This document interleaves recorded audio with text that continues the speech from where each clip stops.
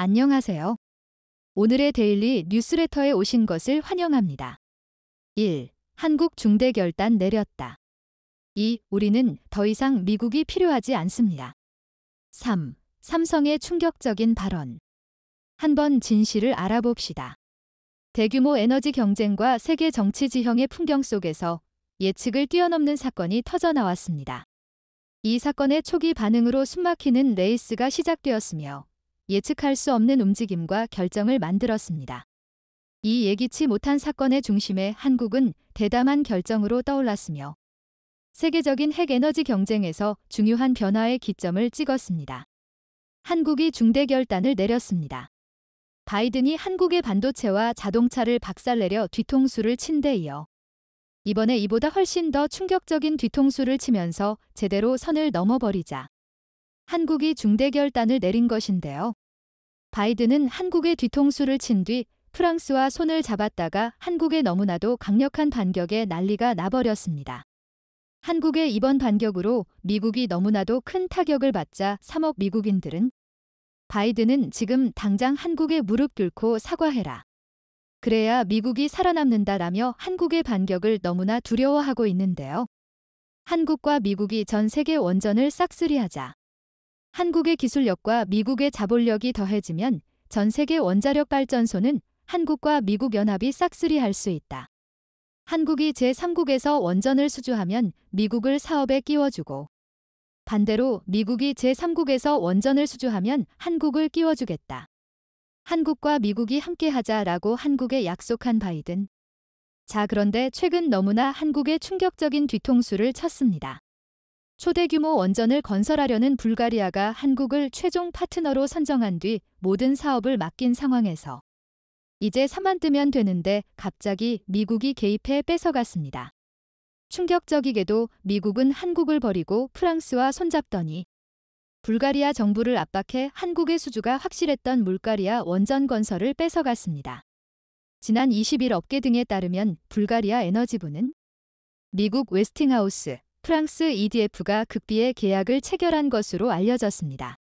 업계 관계자는 지난달 초 미국이 물가리아 코즐로두이 원전의 프로젝트사와 AP1000 도입을 위한 업무 협약을 맺고 곧바로 프랑스가 불가리아 정부 측과 벨렌의 신규 원전 건설을 추진한 일련의 과정을 보면 두 기업이 마치 하나의 팀처럼 움직이는 점을 엿볼 수 있다 전했습니다. 한국의 수주가 확실했던 불가리아 원전을 미국과 프랑스가 손을 잡고 빠른 속도로 뺏어간 것이죠.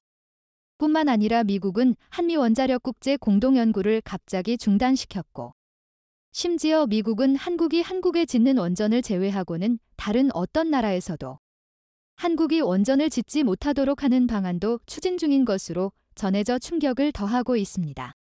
한국이 미국의 원전 건설 기술을 그대로 베꼈으면서 미국의 기술 사용료를 내지 않는다는 것이 이유입니다. 어이가 없죠? 이렇게 한국에 제대로 뒤통수를 친 뒤 미국은 프랑스와 손을 잡더니 불가리아뿐만 아니라 한국이 수주했던 모든 수주들을 뺏어가려 하고 있습니다. 한국의 원전 기술보다 미국과 프랑스 연합의 원전 기술이 훨씬 더 훌륭하다고 대대적으로 홍보하면서 말이죠. 자, 그런데 대반전이 일어났습니다. 미국이 한국을 버리고 프랑스와 원전 협력을 선언한 지 얼마 되지 않아 충격적인 뉴스가 전해졌습니다. 네, 바로 프랑스에서 56개 원자로 절반 이상이 한 번에 가동 중단되는 등 심각한 기술 겸함이 드러난 것입니다. 이 때문에 프랑스는 비상사태를 선포했고 에너지가 부족해 전력 비용이 폭등해버렸습니다. 최근 끝이 보일 줄 알았던 러시아 전쟁 상황이 더 심각한 최악의 상황으로 치닫으면서 프랑스를 비롯한 유럽은 러시아로부터의 천연자원 공급이 완전히 끊겨버렸고 이 때문에 그렇지 않아도 치솟았던 전기 가격이 프랑스 원전 가동 중단으로 끝을 모르고 너무나도 많이 오르고 있습니다. 프랑스 일반 서민들은 더운 여름 날씨에도 에어컨은커녕 선풍기조차 들지 못하고 있는 상황입니다. 블룸버그 통신은 유럽에너지거래소 GX의 집계를 인용해 프랑스의 전력 도매 가격이 메가와트아워 MWH 당 1130유로 치솟았다고 보도했습니다. 연초 150유로 수준에서 8배나 폭등한 것으로 프랑스 도매 전기요금이 1000유로를 넘어서기는 처음입니다.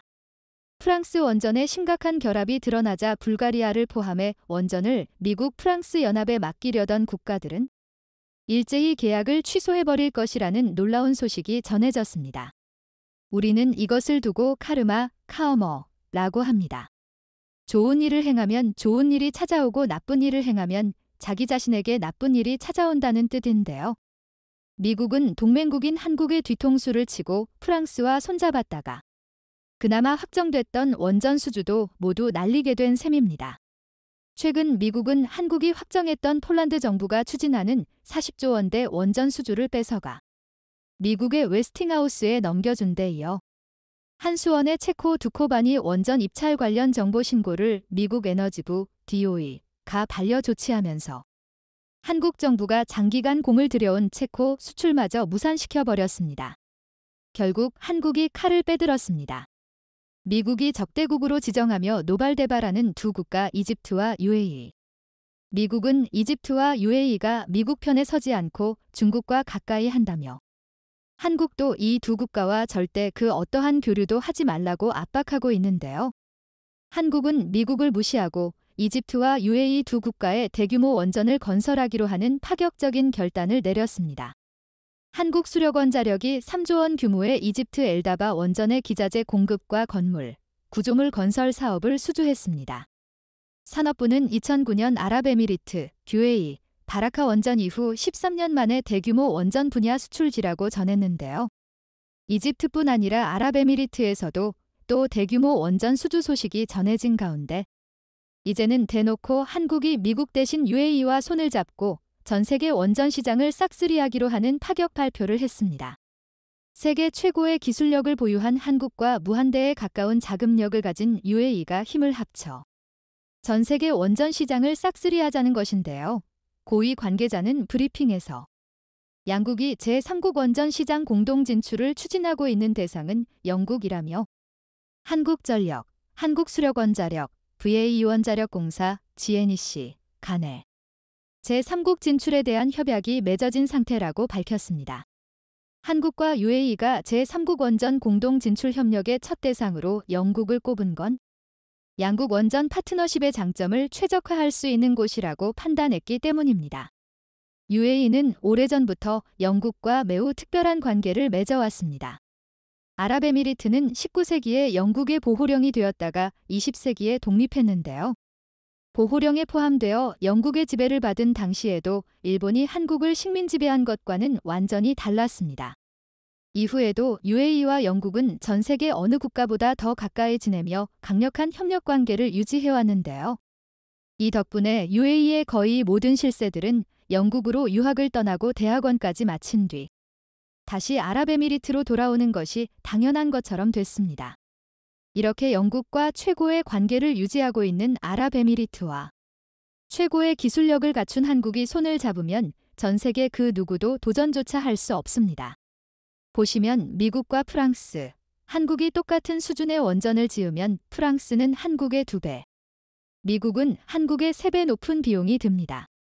게다가 사후관리나 품질을 장기간 검증 결과 한국이 프랑스나 미국 원전보다 훨씬 안전하고 내구성도 뛰어납니다.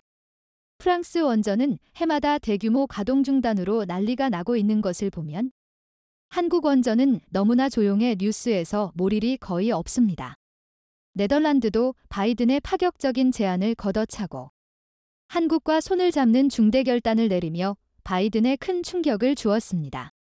네덜란드 정부는 안정적인 전력 공급 및 국가 에너지 안보 확보, 탄소 중립 실현을 위해 지난해 말 원전 건설 로드맵을 발표하고 1000메가와트 이상의 원전 2기 건설을 계획하고 있는데요.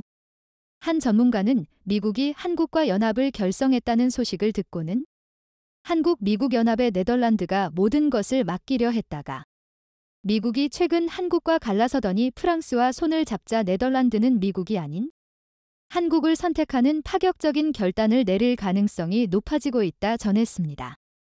네덜란드도 한국을 사랑하는 국가로 매우 유명합니다. 3나노 이하에서는 없어서는 안 될 반도체 장비 EUV. 전 세계 EUV 시장을 완전히 독점하고 있는 네덜란드의 ASML은 반도체 업계의 슈퍼갑이라 물리고 있는데요. 바이든은 네덜란드의 ASML이 미국에 대규모 공장을 짓고 인텔에 EUV 장비를 대규모 공급해주기를 부탁했습니다.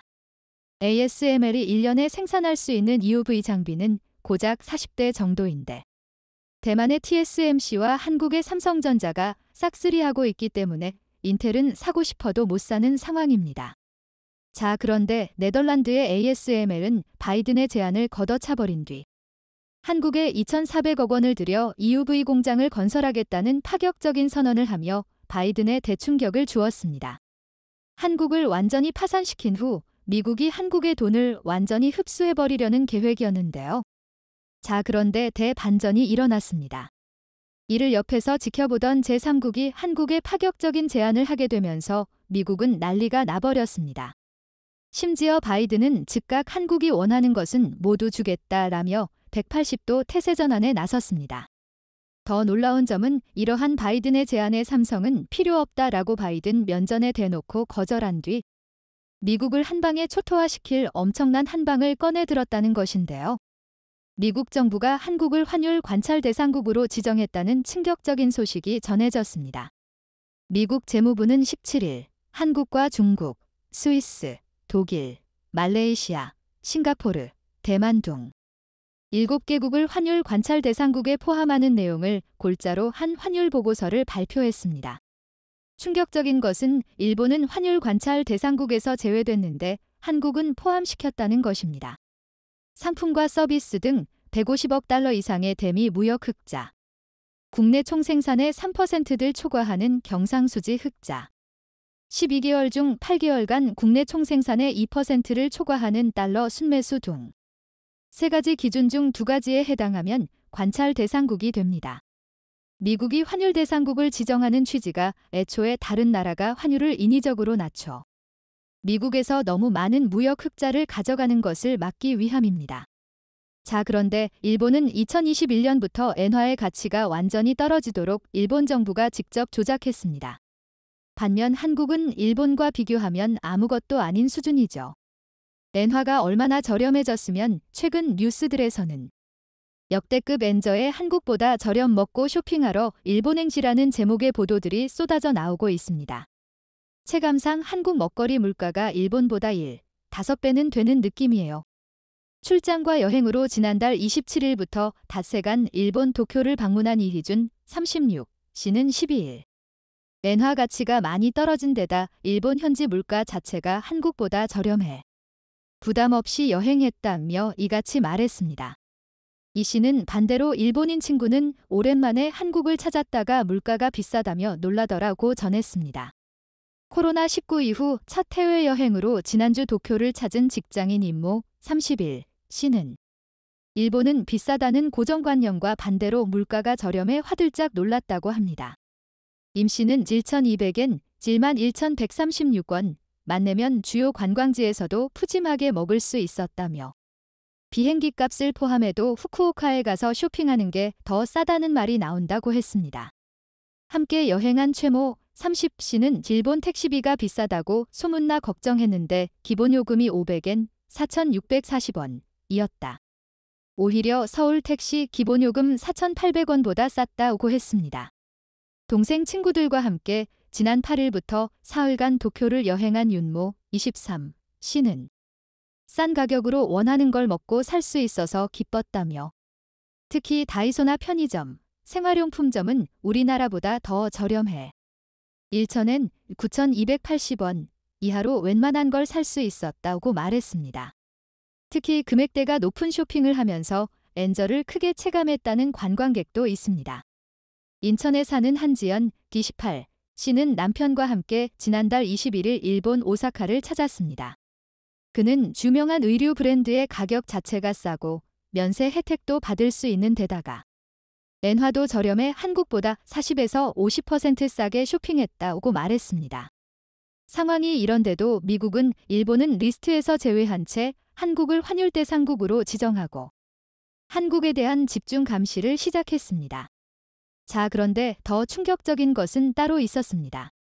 미국 메모리 반도체 1위 업체이자 세계 2위로 등극한 마이크론은 이미 앞으로 20년에 걸쳐 뉴욕주 등에 1,000억 달러, 약 127조 원을 을 들이는 대규모 메모리 반도체 생산단지를 구축하겠다는 계획을 발표했는데요. 최근 중국이 마이크론 제품에 대한 강력한 규제를 발표하자 미국은 한국의 중국과 거래를 끊으라는 식의 강한 압박을 전해왔습니다. 자, 그런데 너무나 수상하고 충격적인 소식이 전해졌습니다. 한국에는 중국과 관계를 완전히 끊어버리라던 미국. 한국이 중국과 싸우고 난리가 나는 동안 미국의 마이크론은 중국 시안 공장에 7,700억 원을 투자하겠다는 충격적인 발표를 했습니다. 미국이 한국과 중국 사이를 갈라놓고 한국이 중국에서 벌어들였던 수익을 미국이 모두 뺏어가는 꼴이 된 것입니다. 시티그룹은 미국 정부가 마이크론의 공장 투자와 연구개발을 돕는 보조금 지원을 더욱 확대할 것이라는 보고서를 내놓았습니다. 실제로 얼마 전 마이크론이 한국의 SK 하이닉스를 제치고 디램 세계 2위로 등극한 것도 미국 정부의 적극적인 지원 없이는 불가능했습니다. 정말 황당하고 어이가 없는 미국 정부의 자국 기업 편애를 확인할 수 있었는데요. 미국 정부는 이대로 쭉 밀어붙여 마이크론이 1위인 삼성전자마저 짓밟을 수 있도록 도울 계획입니다. 중국도 디램 전문 기업 푸젠진화, JHIKC, 낸드 플래시 업체 YMTC를 국가 차원의 챔피언 기업으로 선정하고 연구개발 및 생산 투자에 지원을 아끼지 않고 있습니다. 빠르면 몇 년 뒤부터 중국 기업들이 한국의 삼성전자와 SK 하이닉스의 메모리 반도체 없이도 자체적으로 생산해 모든 중국 IT 기업들에 공급할 수 있도록 만들겠다는 충격적인 계획입니다. 디램과 낸드 플래시 등 메모리는 한국의 핵심 수출 품목이자 삼성전자 및 SK 하이닉스 실적의 가장 큰 비중을 차지하는 제품입니다. 자연히 두 국가에서 잇따라 자국 기업을 통한 메모리 반도체 공급망 구축에 속도를 내는 일은 삼성전자와 SK 하이닉스의 주요 고객이 사라질 수 있음을 의미합니다. 한국 경제에 매우 중요한 역할을 하는 반도체가 미국과 중국에 의해 크게 흔들리기 시작한 것입니다. 국내 한 전문가는 미국은 처음에 동맹국과 함께 새로운 반도체 공급망을 만들 것처럼 분위기를 만들었다. 함께의 방점을 찍은 동맹국들은 너도 나도 미국과 손을 잡았다. 하지만 미국은 자국 산업을 보호하는 데 있어 동맹국에 대한 배려는 전혀 없었다. 오히려 자신을 대신해 중국을 압박하는데 동맹국을 이용하고 있다. 사실 지금까지 미국이 설계한 정책은 중국 압박이 아닌 자국 산업 보호가 목적이다. 중국 견제는 자국 산업 보호 과정에서 필연적으로 따라오는 조치라고 볼 수 있다 전했습니다. 자, 그런데 대반전이 일어났습니다. 유럽연합이 한국에 파격적인 제안을 하자 미국과 중국은 초비상이 걸렸습니다. 유럽연합은 한국의 삼성전자와 SK 하이닉스가 미국도 중국도 아닌 유럽의 초대 규모 반도체 공장을 지으면 바이든과 시진핑으로부터 자유로울 수 있다며 안전성을 강조했습니다. 실제로 유럽연합은 지금까지 단 한 번도 한국의 뒤통수를 때린 적이 없고 한 번 한 약속은 반드시 지켜왔습니다. 무려 61조를 반도체 지원금으로 쓰겠다고 발표한 유럽연합. 삼성과 SK가 미국인 직원들의 복지와 어린이집까지 책임지고 심지어 기밀 정보까지 모두 내놓으라고 한 미국 정부와 달리 유럽연합은 너무나 깔끔하게 아무런 조건도 걸지 않았습니다. 반도체 업계의 정통한 관계자는 반도체 산업에서 수율 등 핵심 정보는 곧 기업의 경쟁력이다며 미국이 자국 반도체 산업을 키우겠다는 방침을 명확히 한 상황에서 인텔, 마이크론 등 미국 업체들에게 삼성과 SK의 정보가 유출되지 않을 것이란 보장이 없다고 꼬집었습니다. 특히 이유는 반도체뿐만 아니라 구형 공정 생산과 연구개발, R&D, 설계 등 반도체 생태계 전 부문으로 지원 영역을 확대키로 하면서 더 주목을 받고 있는 실정입니다. 대반전은 이뿐만이 아니었습니다. 최근 유럽에서는 중국에 대한 부정적인 여론이 확산하는 동시에 한국에 열광하고 있습니다. K-팝과 K-드라마, 심지어 K-방산까지 유럽 전역에서 뜨거운 이슈로 급부상하면서 유럽 대부분의 나라가 한국 노래와 한국 드라마, 심지어 한국 무기까지 대량으로 수입하고 있습니다. 이 때문에 자연스럽게 유럽인들도 중국산 제품을 구매하는 대신 한국산 프리미엄 스마트폰을 구매하기 시작했습니다. 너무나 빠른 유럽 내 한국 신드롬 확산 속도에 중국의 주요 스마트폰 업체가 유럽 스마트폰 시장에서 철수한다는 정황이 속속 드러났습니다. 프랑스 매체 프랑드로이드는 최근 오포와 원플러스는 프랑스 마케팅 및 영업팀 직원들을 해고한 후 재고 정리에 주력하고 있으며 신제품인 파인드 X와 리노 시리즈도 출시하지 않을 것이라고 보도했습니다. 놀랍게도 한국의 대반전 반격은 이것이 끝이 아니었습니다. 오만 정부가 오만 두쿰의 세계 최대의 그린 수소 생산 플랜트를 구축하기로 하고 67억 달러, 우리 돈으로 무려 8조 원 규모의 프로젝트를 발주했는데요. 미국은 당연히 자신들이 이 초대 규모 사업을 따낼 것이라 확신하고 있었습니다. 자, 그런데 한국이 프랑스 그리고 태국과 손잡고 컨소시엄을 만들어 이 8조 원 규모의 프로젝트를 미국으로부터 뺏어오는 데 성공했습니다. 한국경제TV 취재 결과 포스코, 삼성엔지니어링을 중심으로 꾸려진 컨소시엄에 프랑스, 태국 기업도 참여하기로 한 것으로 확인됐습니다. 그는 이어 이미 컨소시엄을 구성한 6개사가 현지에서 구체적인 사업 방향을 논의 중이라고 설명했습니다. 이 컨소시엄은 포스코를 주축으로 한국 기업이 주도합니다.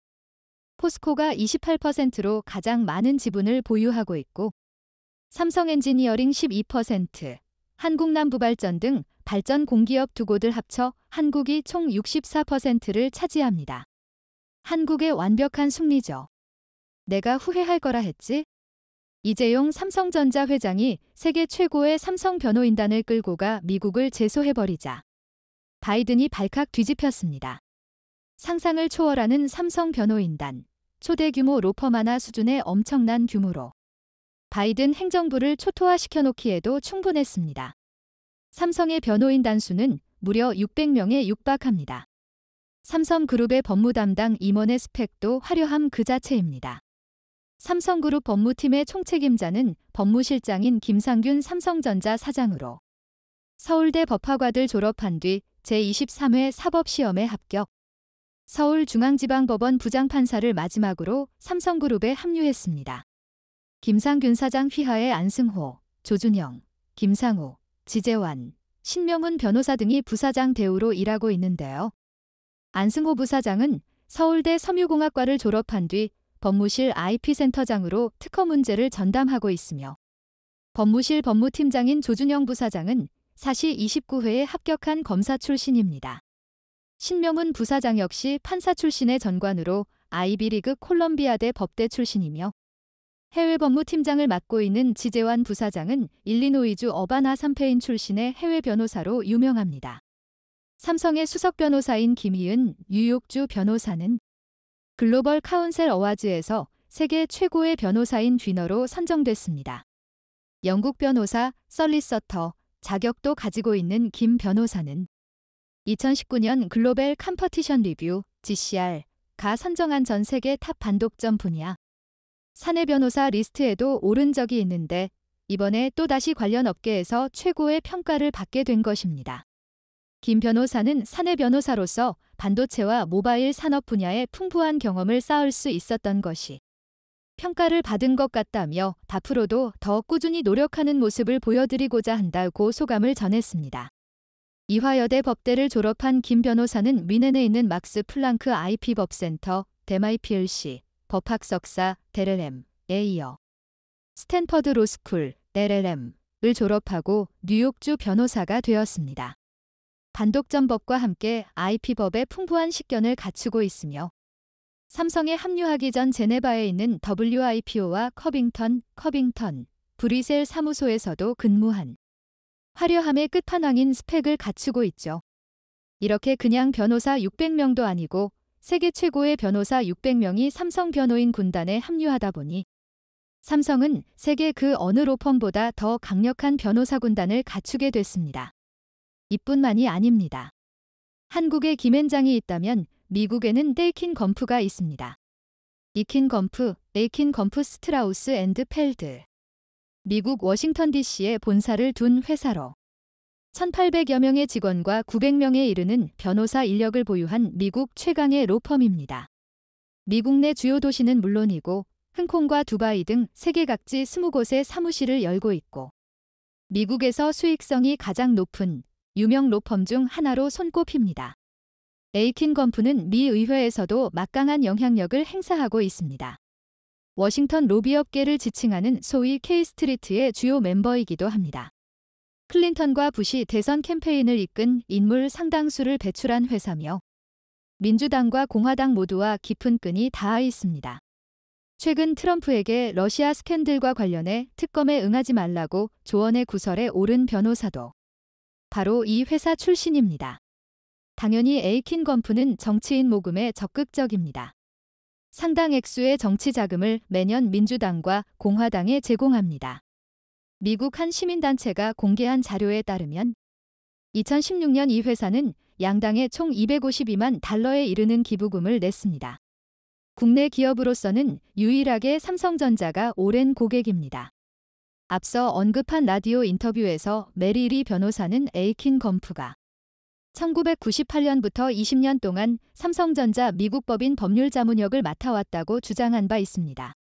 이 회사를 삼성의 미국 내 법무팀 정도로 보면 된다고 설명했습니다. 삼성과 에이킨 건프는 이런 관계입니다. 무엇보다 에이킨 건프가 미국 내 정부와 의회를 상대로 삼성의 이해관계를 대변하는 특별한 로비 창구입니다. 에이킨 건프가 사실상 삼성 대미 로비를 전담한 셈이며 투입되는 액수는 이후 계속 증가해 왔습니다. 미국 내 로비 내역을 추적한 책임정치센터에 따르면 2013년에 삼성은 총 122만 달러를 로비에 들입니다. 물론 에이킨 건프를 통해서며 액수는 다음 해 더욱 늘어납니다. 워싱턴에서 발행되는 매체인 롤콜은 삼성이 2014년 4분의 1분기에만 에이킨 건프를 통해 무려 100만 달러의 로비 자금을 집행했다고 보도했습니다. 지금은 이보다 훨씬 더 많죠. 단일 기업이 일개 로비 회사에 이 정도 액수를 내놓는 게 혼치 않은 일인지 롤콜은 기사 제목을 삼성 에이킨 건프의 100만 달러 로비를 위해 지불로 뽑았습니다. 에이킨 건프는 바로 이렇게 결정적 대미 로비 창구로 삼성과 오랫동안 깊은 사연을 맺고 있었습니다. 600여 명의 삼성 변호인 군단과 이렇게 미국 최강의 로펌까지 힘을 모으자 기적 같은 일이 일어났습니다. 삼성이 뒤통수를 친 바이든 행정부를 상대로 국제재판에 제소할 수도 있다는 파격적인 소식이 들려오고 있습니다. 삼성뿐만이 아닙니다. 바이든 행정부를 WTO에 한 번에 묶어서 제소할 수 있을 것으로 알려졌는데요. 실제로 바이든 행정부의 한국 기업 뒤통수 치기 전략은 국제통상규범 위반 소지가 있는 만큼 세계무역기구 WTO 제소 및 한미자유무역협정 FTA 분쟁 해결 절차를 밟는 방안에 대한 검토가 이미 끝난 것으로 전해졌습니다. 외교부 당국자는 20일 기자들과 만나 해당 법은 기본적으로 미국에서 만들어진 차와 수입차에 대해 보조금을 차별적으로 지급하겠다는 것으로 한미 자유무역협정과 세계무역기구 규정 위반에 해당할 수 있다며 이렇게 말했습니다. 놀랍게도 중국 정부도 바이든 제소에 합류한 것으로 전해졌습니다. 중국 정부도 바이든의 정책이 세계무역기구 WTO 규범 위반이라며 제소했습니다. 그와 함께 반도체 등 첨단 산업의 공급망 재편을 위해 미국 정부가 잇따라 쏟아내는 시장 교란 행위에 한중이 공동 대응해야 한다고 호소했습니다. 중국 상무부는 12일 밤 누리집에 올린 자료를 통해 미국이 보호주의적 조처를 남용해 세계무역기구 규칙을 위반했다며 우리의 우려를 해소하고 합법적 이익을 지키기 위해 제소를 결정했다고 밝혔습니다. 이들은 또 미국의 수출 통제는 글로벌 공급망의 안정성을 위협하고 세계 경제에 혼란을 일으키고 있다. 고 주장하며 미국은 제로섬적 사고를 중단하고 잘못을 바로잡아야 한다고 요구했습니다. 중국뿐만이 아닙니다. 프랑스 마크롱 대통령도 한국의 반도체 기업뿐 아니라 한국산 전기차를 미국이 차별하고 있다며 바이든을 강하게 비판하고 나섰는데요. 에마뉘엘 마크롱 프랑스 대통령이 유럽의 전략적 자율성을 강조하는 과정에서 유럽이 미국의 졸개냐라는 취지의 발언을 해 논란이 일고 있습니다. 삼성과 현대차에 이어 중국과 프랑스까지 합세하게 된다면 바이든 행정부는 WTO 재판에서 무조건 질 수밖에 없습니다. 일각에서는 이재용 삼성그룹 회장이 최근 중국을 찾았을 때 특이하게 모든 일정을 비공개로 한 이유에 대해 이와 관련이 있을 수 있다고 주장했습니다. 이미 업계 전문가들은 삼성이 바이든 행정부를 상대로 소송에서 승리할 것을 확신했습니다. 지금까지 모두 압도적인 승리를 거둬왔기 때문인데요. 세계에서 가장 강력한 변호사들을 보유한 것으로 알려진 애플마저 삼성에 쩔쩔매고 있고, 한국산에 터무니없는 관세를 매겼다가 WTO에서 한국이 미국을 상대로 압승한 적이 한두 번이 아닙니다. 게다가 이미 미국 정관계는 로비스트들의 힘을 얻고 한국 편으로 만들어 놓는데 성공한 것으로 알려졌습니다. 미국 정치자금 정보를 제공하는 비영리 단체 노픈시크릿 홈페이지에 따르면 삼성그룹, 삼성전지, 삼성반도체, 삼성 SDI 미국 법인은 지난해 미국 로비 자금으로 579만 달러를 사용한 것으로 집계돼 전년도에 372만 달러에서 약 56% 증가했습니다. 오픈시크릿은 삼성그룹의 미국 로비 자금이 도널드 트럼프 행정부 때인 2018년 이후 조금씩 줄다가 미국이 자국 반도체 산업을 육성하기 위해 만든 반도체법이 발효된 지난해 3분기부터 대폭 늘어난 것으로 파악했습니다. 이 단체는 SK하이닉스, SK하이닉스 미국 법인 솔리다임, 도 전년도 368만 달러보다 43% 늘어난 527만 달러를 지난해 미국 로비 자금으로 지출했다고 분석했는데, 두 그룹이 미국에서 연간 500만 달러 이상의 로비 자금을 사용한 것은 이번이 처음입니다. 현대기아차, 현대차 슈퍼널, 현대제철 기아차 미국 법인 도 지난해 역대 최고액인 336만 달러를 미국 정관계 로비에 쓴 것으로 집계됐는데, 현대차의 로비 자금은 미국 현지에서 생산된 전기차에만 보조금을 지급하는 인플레이션 감축법 IRA 관련 활동 등에 쓰였다고 오픈시크릿은 밝혔습니다. 미국의 핵심 정관 인사들도 모두 한국 편, 미국 최고의 로펌도 한국 편, 프랑스도 한국 편, 중국도 한국 편. 이제 더 이상 바이든을 지켜줄 수 있는 기관과 단체는 아무 데도 없습니다.